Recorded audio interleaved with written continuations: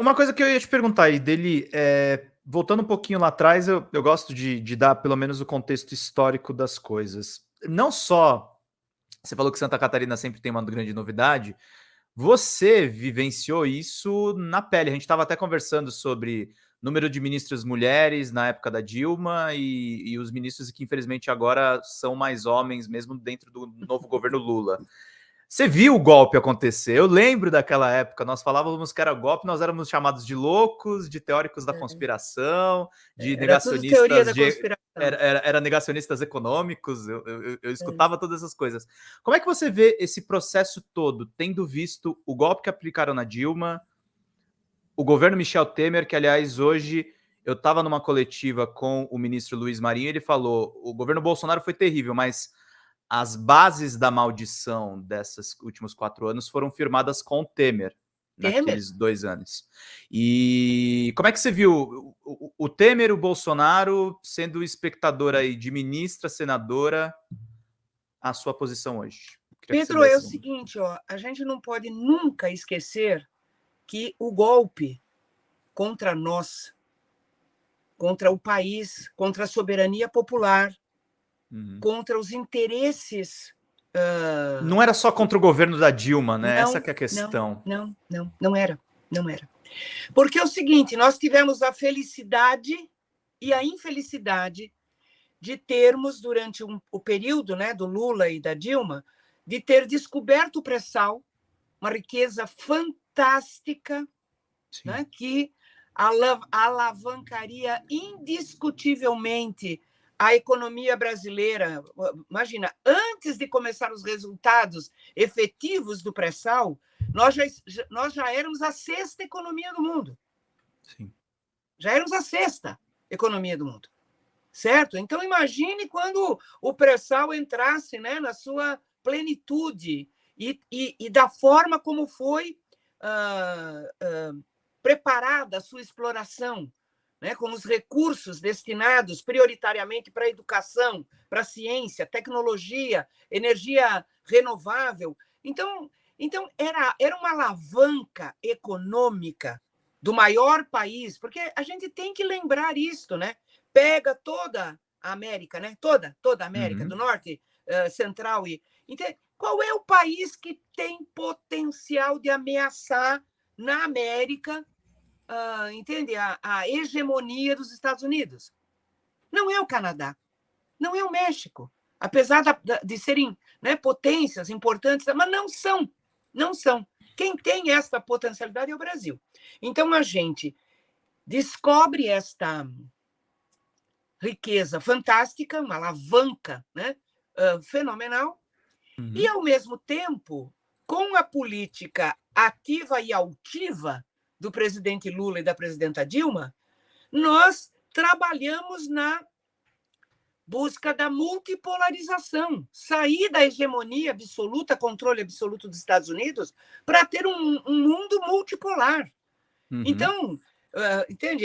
Foi toda uma política adotada, entende, de fortalecimento do Mercosul, CELAC, Unasul, toda essa articulação, e a mais importante de todas, que foi o BRICS. Você pensa bem, né? E a entrada do Brasil no BRICS deu, digamos assim, é no quintal do Tio Sam, né? Sim. Entende? Porque, assim, se não fosse o Brasil, ficava tudo do outro lado, né? Rússia, China, Índia, né? África do Sul, era tudo do outro lado. Certo? E é um dos países que os americanos vieram para cá, e dele, eu até entrevistei esses dias um ex-agente da CIA que mora em Washington e passou a denunciar a agência. E ele falou das intervenções mais recentes, do envolvimento da CIA, inclusive nesse levante agora de mercenários na Rússia. E nós éramos uma economia que ameaçava eles e que eles botaram, quando a coisa apertou, eles botaram uma ditadura de 21 anos aqui, né? Que a gente só ficou sabendo, né? Depois com provas. O filme, aquele lá, a noite que durou 21. Como é que é? O dia que durou 21 anos. Né? Isso. Naquele filme é que aparecem, né, que são vazados depois de 50 anos, a gravação a gravação do Kennedy. Do Kennedy, o É. bonitinho, o queridinho do Kennedy, Aham, o democrata. dialogando, entende? Bota a frota lá, entende, caça, não deixa o João Goulart governar. Uhum. Né?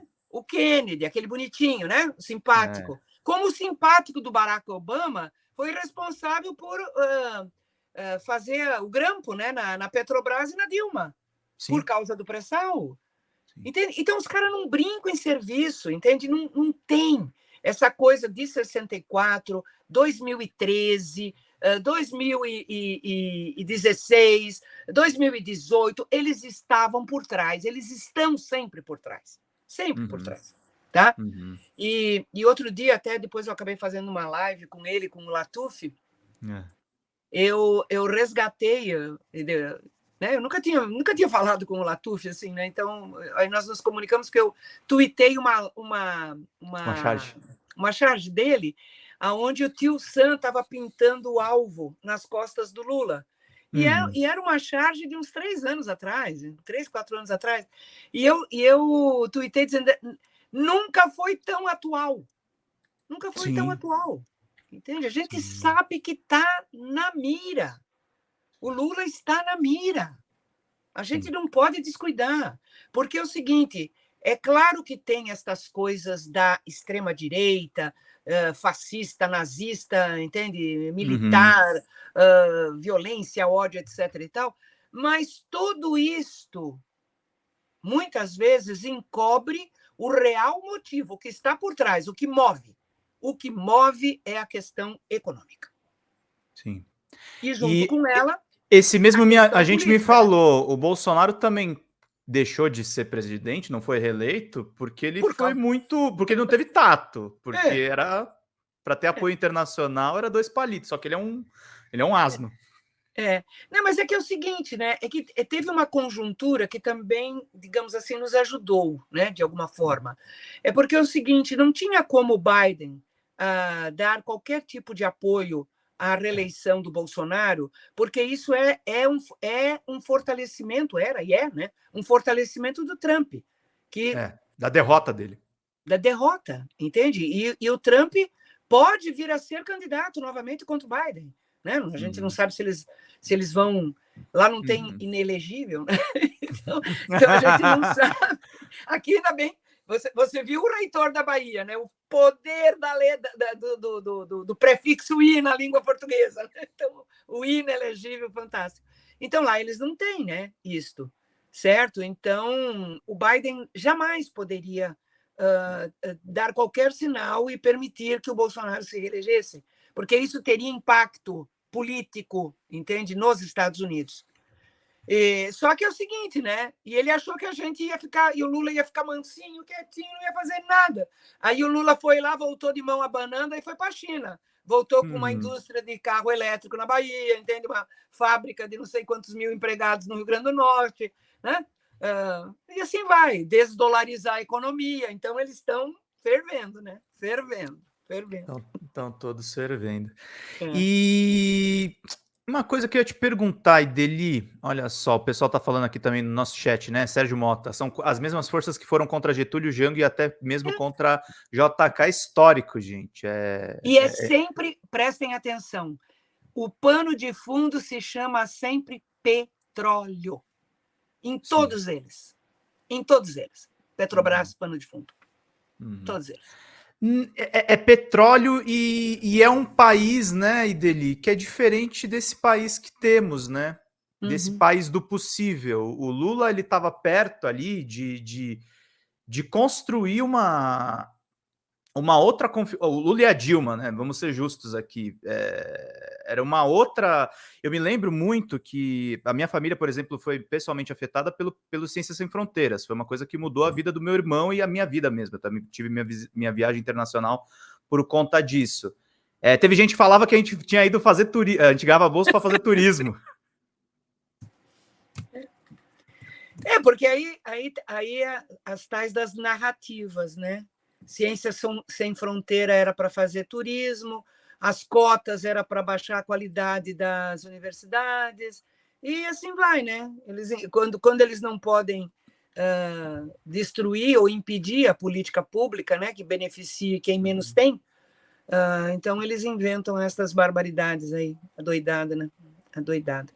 Agora, eu fico, às vezes, assim, chorando, sabe, Pedro, porque tudo bem, a gente está feliz, né, que voltamos, que temos condição de retomar as coisas, mas é assim, pensa se não tivesse tido essa interrupção de quase 6 anos. A gente não teria perdido 1 milhão de pessoas na pandemia, né, Na Deli? pandemia, né? Com certeza estaríamos provavelmente entre a quinta e quarta economia do mundo, provavelmente. Então é uma lástima, né? E tem razão quem diz que as principais e as piores coisas aconteceram no Temer, porque assim, ó, qual foi a primeira coisa a ser aprovada quando o Temer assumiu? O primeiro projeto de lei aprovado no Congresso foi tirar a Petrobras da partilha. Sim. O primeiro projeto foi mexer na Petrobras.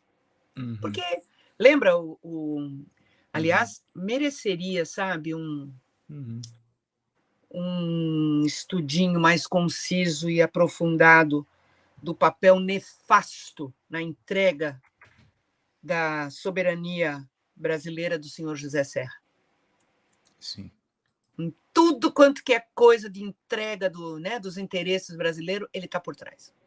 Tudo. Sim. Tudo. E que foi o cara que começou a campanha de ódio, né? A gente lembra como é que foi 2010, e começou né? a campanha de ódio. Exatamente. 2010, a própria relação turbulenta dele com o próprio Fernando Henrique, era uma coisa realmente muito... Era surpreendente.